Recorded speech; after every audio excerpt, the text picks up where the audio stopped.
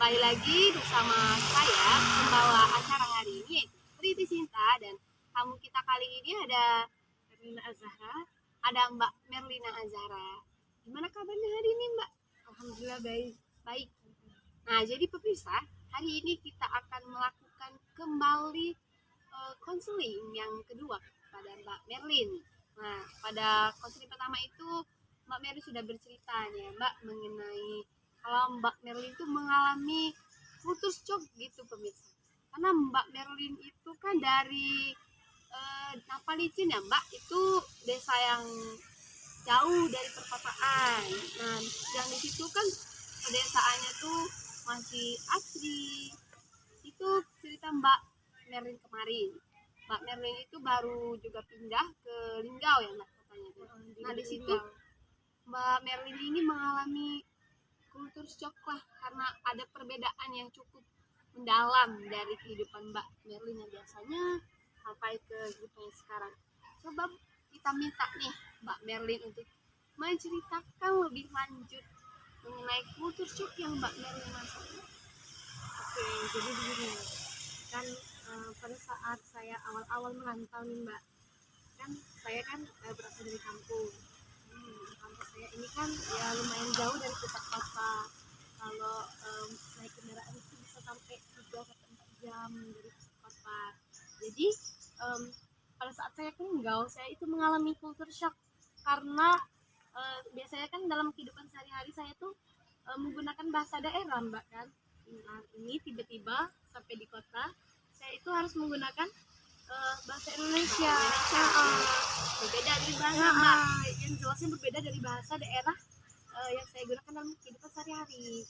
Nah, terus saya juga mengalami kultur shock kan. Saya di kota di Lubuk Linggau ini kan merantau sebagai seorang pelajar, sebagai seorang siswa. Jadi saya ini kan biasanya kalau di kampung itu kalau belajarnya itu kan kayak santai, di sekolah pun tugasnya kan sedikit Mbak gitu. Tapi pas sampai di kota kok tugasnya itu banyak, terus kok belajarnya itu nggak ada jeda, kayak belajar dan belajar. Dan terus juga di kehidupan di kota juga sangat berbeda di kehidupan di daerah saya. Kalau di daerah saya kan setiap kali berpapasan sama orang itu kan saling bertegur sapa. Nah, ini sedangkan kalau di kota ya mereka itu kayak memikirkan hidup mereka masing-masing, kayak tidak pernah bertegur sapa, Sendiri-sendiri gitu ya, Mbak? sendiri-sendiri. Jadi saya itu merasa kurang nyaman karena Belum terbiasa gitu ya, Mbak Merlin. kok berbeda suasana di kota sama suasana di kampung gitu Mbak. Gitu, jadi pemirsa, yang Mbak Merlin rasakan ini cukup agak jelek gitu ya pemirsa ya, karena berbeda sekali dari kehidupannya yang di kampung sama kehidupan yang di kota. Itu bagaimana sih Mbak Merlin menyesuaikan diri di kehidupan di Linggau itu? Oke Mbak, jadi gini, pada awal-awalnya itu saya juga belum bisa menyesuaikan diri, belum bisa beradaptasi juga, belum berani untuk berbicara juga kan sama lingkungan sekitar. Nah, seiring berjalannya waktu, selama 3 bulan kalau tidak salah saya berada di kota, saya tuh sudah bisa kayak keluar dari zona nyaman. Saya sudah bisa, sudah berani bertanya kepada orang-orang. Saya juga sudah bisa mengikuti kegiatan-kegiatan yang ada di sekolah, seperti baik itu dalam kegiatan akademik ataupun dalam kegiatan ekstrakurikuler. Jadi pada saat itu, iya, pada saat pertama saya itu tidak berani bertegur sapa sama teman-teman. Kalau ada teman-teman yang lewat ya lewat aja Mbak gitu, nggak saya tegur. Nah, tapi mulai dari sekarang dari 3 bulan sesudah saya menyesuaikan diri itu, saya sudah berani bertanya.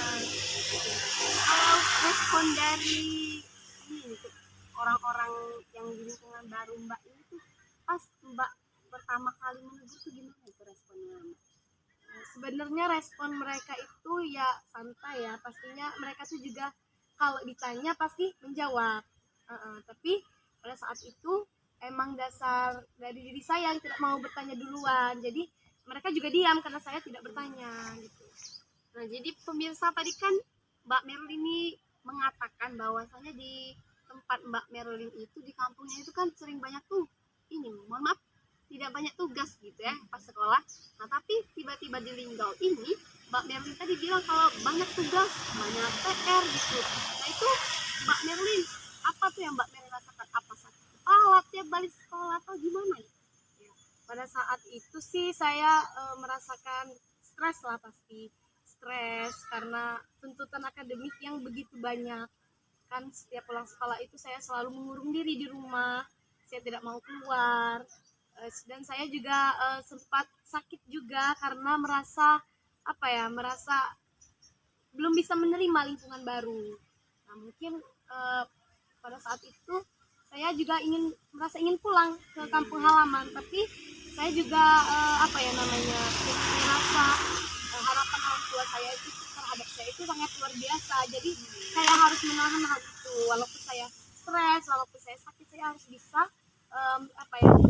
bertahan dengan kondisi yang saya rasakan pada saat itu. Oke pemirsa, jadi Mbak Merlin tadi kan nggak keluar dari kamar. Itu Mbak Merlin nggak keluar dari kamar tuh kenapa? Karena takut sama tugasnya atau karena stres itu bisa Mbak Merlin ceritakan kepada pemirsa? Ya mungkin karena stres ya Mbak ya, kayak kebawaannya tuh nggak mau ketemu sama orang, nggak mau mendengar suara orang juga. Jadi kalau di kamar tuh rasanya nyaman saja gitu Mbak. Akademik Mbak Merlin pas sekolah di sana gimana? Ya nggak terlalu yang pinter-pinter amat, tapi juga nggak yang bodoh gitu ya Mbak. Iya, Berarti betul. standar lagi Standar lah. Oke Mbak Merlin. Jadi kan saya juga nih ya pribadi tuh dulu pernah mendengar bahasa Napalicin tadi itu Mbak Merlin. Kan Mbak Merlin tuh tadi pertemuan pertama tuh mengatakan kalau bahasanya tuh berbeda gitu pemirsa sama bahasa Indonesia tuh perbedaannya agak jauh gitu dan bisa dikatakan jauh lah gitu. Jadi ada baiknya dan lebih baik kita itu mendengarkan bahasa dari Napalicin itu. Coba kita minta Mbak Merlin berbicara sama pemirsa menggunakan bahasa Napalicin nih. Sebenarnya perkenalan gitu Mbak. Oke, mungkin saya coba untuk perkenalan. Sebenarnya bahasa kami ini ya memang sangat unik ya, karena pada dasarnya sangat berbeda dari bahasa-bahasa Indonesia pada umumnya. Mungkin saya akan mencontohkan untuk perkenalan diri ya Mbak ya. Mungkin apa Mbak, mau formatnya apa Mbak? Nama apalah tapi saya kira nama, tempat, asal umur, juga hobi gitu, terus juga pengalaman pertama kali di Bangkok. Jadi halo ganku Merli ke umur 16 tahun kini ke sekolah Linggau ya emang luar biasa lui nah lingkungannya terus bangunan lui cuma walaupun lui kurang merasa aman di Linggau ya mungkin seperti itu Mbak kurang lebihnya. Itu coba Mbak Merlin terjemahkan nih biar pemirsa juga tahu apa yang Mbak Merlin omongkan tadi. Oke, jadi artinya itu perkenalkan nama saya Merli. Nah, terus saya itu berumur 16 tahun. 16 tahun. Terus saya juga bersekolah di Linggau. Nah, memang di Linggau itu adalah salah satu kota yang besar menurut mereka-mereka yang ada di Linggau. Tapi kalau menurut saya walaupun itu kota, itu bukan merupakan tempat yang nyaman bagi saya karena saya terbiasa hidup dalam suasana kampung yang asri, yang nyaman, yang adem, yang penuh dengan pohon-pohon hijau kayak gitu. Ya, kalau di Linggau tuh kan sudah jadi kota gitu ya, banyak transportasi juga, polusi juga sudah banyak pemirsa.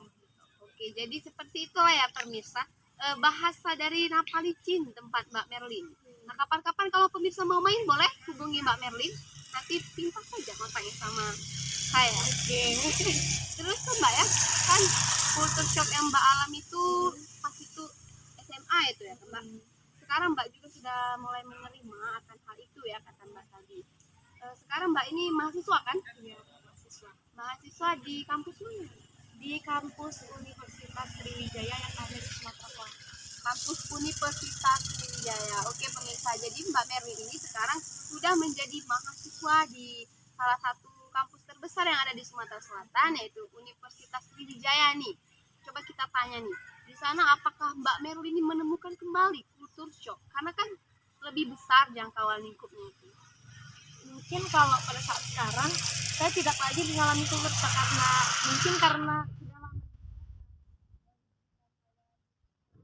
bagaimana caranya beradaptasi, bagaimana caranya berada di lingkungan baru. Ya tentunya kita tuh harus apa ya, karena kan kita berada di kota orang, di daerah orang, jadi kita tuh harus bertanya terlebih dahulu, harus ramah sama lingkungan, juga harus bisa apa ya, berkomunikasi secara dua arah lah sama tetangga-tetangga, karena kan kita sebagai orang baru, kita juga harus bisa menerima lingkungan baru yang sedang kita tempati gitu. Berani memulai juga ya Mbak? Iya. Oke, jadi tuh pas pertama Mbak Merlin datang di podcast kita nih, saya tuh sudah melihat sepertinya Mbak Merlin ini orangnya nih mudah berbaur gitu tuh, bisa diajak ngomong, bisa diajak interaksi lah gitu, enak lah sama Mbak Merlin. Ternyata Mbak Merlin sudah menerima gitu kultur shocknya itu dari yang Mbak biasanya tinggal di kampung, yang perjalanannya kalau ke kota butuh waktu 3 jam tadi kata Mbak Merlin untuk menempuh perjalanan sini sampai ke kota Linggau itu.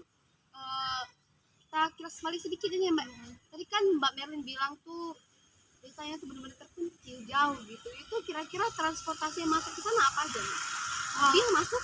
Iya, kalau untuk kayak taksi masuk ke sana, travel tuh masuk ke sana, terus apa ya, kendaraan roda dua juga masuk ke sana. Tapi kalau untuk mobilnya itu nggak bisa masuk ke dalam kampungnya. Kayak Jadi kami bukan tuh di kampungnya Mbak. Kayak nyebrang Masih ada seberang lagi ke misal gitu. betul. Jadi Nyebrang dari nyebrang sungai gitu ya Mbak. Jadi gini pemirsa, di tempat Mbak Merlin ini belum bisa memasukkan mobil berarti ya Mbak, karena ada jembatan yang harus kita lewati kalau mau ke sana, dan itu muat itu roda 2 saja. Berarti kebanyakan penduduk di Napalis itu belum ada kendaraan roda 4 gitu. Ada tapi tidak dibawa ke rumah gitu pemirsa. Ntar merah. Enggak. Nah, oke pemirsa, mungkin sampai sini dulu podcast kita sama Mbak Merlin hari ini. Mungkin kita kedepannya bisa melanjutkan podcast kita dengan cerita yang menarik dari Mbak Merlin mengenai kultur shock lainnya lagi. Saya Pernah Sinta undur diri, saya akhiri. Assalamualaikum warahmatullahi wabarakatuh.